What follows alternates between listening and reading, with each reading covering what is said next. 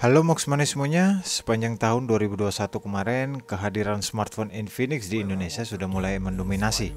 Tak hanya di kelas entry level, Infinix Zero 5G ini diluncurkan sebagai smartphone 5G pertamanya, plus membawa tampilan dan spek yang lebih premium. Bisa dibilang ini sih adalah flagship atau versi terbaik dari Infinix saat ini. Meski emang secara spesifikasi lengkap tidak akan bersaing dengan iPhone 13 Pro maupun Galaxy S22 Ultra. Setidaknya Infinix ini udah keluar dari tradisinya yang lalu-lalu, fokus pada smartphone 1-2 jutaan. Nah, sebelum lanjut ke speknya, kita lihat dulu isi dalam boxnya. Check it out.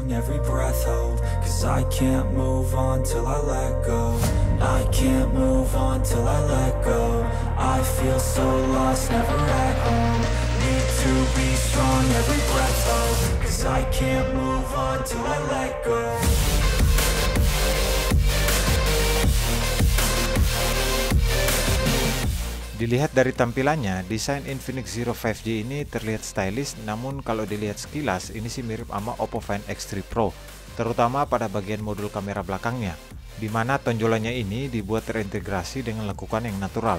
Infinix menyebutnya dengan Unicurve Design. Untuk cover belakangnya menggunakan material plastik yang dibuat glossy, yang cuma tersedia di dua pilihan warna aja, yaitu Cosmic Black dan Horizon Blue.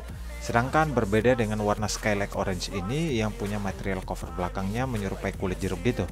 Jadi feel satu tangan dengan HP ini makin mantap lagi tanpa takut licin. Dan untuk ketebalan dari HP ini tuh 8,77 mm dan punya bobot 199 gram. Dan gak hanya itu aja, kalau dilihat HP ini tuh punya 4 titik LED flash yang ditaruh di bagian atas dan bawah yang didampingi dengan 3 lensa kamera di bagian belakang. Untuk segi konektivitasnya, di bagian kanan HP terdapat tombol volume dan satu tombol power plus sidik jari yang akurat dan responsif banget. Dan di kiri HP cuma terdapat SIM tray yang tipenya itu hybrid. Dan di bagian bawah cuma ada USB-C dan satu lubang jack audio 3,5 mm.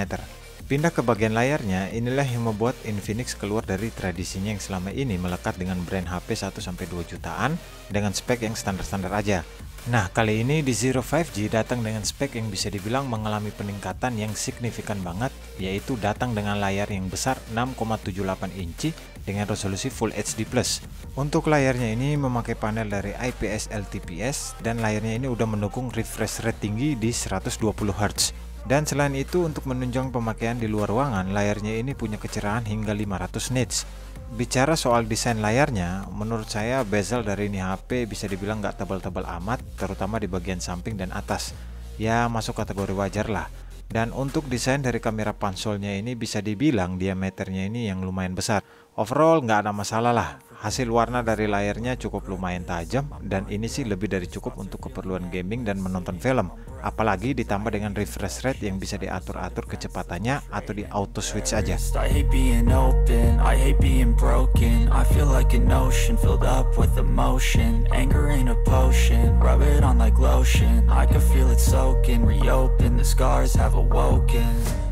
Dari segi kameranya, Zero 5G ini emang beda. Gak kayak HP-HP lainnya yang kebanyakan datang dengan setup 4 kamera belakang sebagai senjata buat jualan. Nah, di Zero 5G ini cuma diperkuat 3 lensa kamera belakang aja dengan masing-masing ukuran 48 megapiksel dengan sensor utamanya, serta ditemani 13 megapiksel lensa telefoto dan 2 megapiksel lagi lensa bokeh. Dan untuk urusan selfie diperkuat lensa 16 megapiksel. Dan dari segi fiturnya, kamera belakang maupun depan sama-sama sudah mendukung perekaman video di resolusi 4K di 30 fps.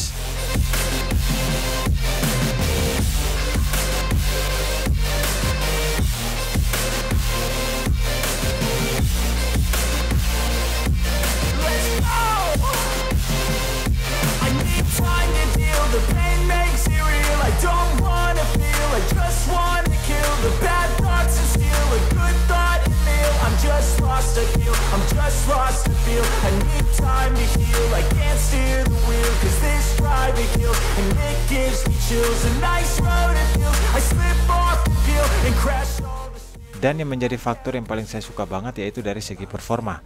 Untuk hal ini Infinix udah nggak mau main-main nanggung lagi. Dengan memakai chipset lebih bertenaga yaitu Dimensity 900 dengan fabrikasi 6 nanometer.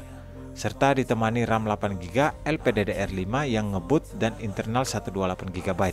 Dalam urusan gaming, ini sih boleh saya bilang stabil dan smooth banget. Secara kalau diajak main PUBG Mobile tuh grafik yang didapat paling mentok di HDR Ultra, tapi kalau kalian pengen ngejar FPS bisa dapat di settingan Smooth Extreme.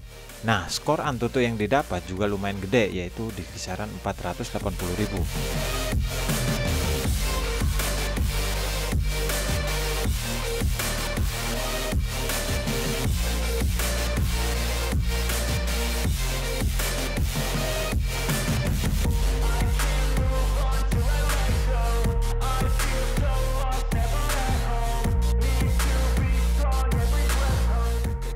Untuk urusan baterainya, Zero 5G ini punya baterai 5000 mAh dengan dukungan fast charging 33 watt. Baterainya ini bisa dibilang awet banget karena semua ini berkat Dimensity 900 yang lebih mengoptimalkan masa pakai dengan cukup baik dalam bermain game sekitar 1 jam. Baterainya ini kalau diukur rata-rata bertahan hingga 1,5 hari dalam pemakaian normal.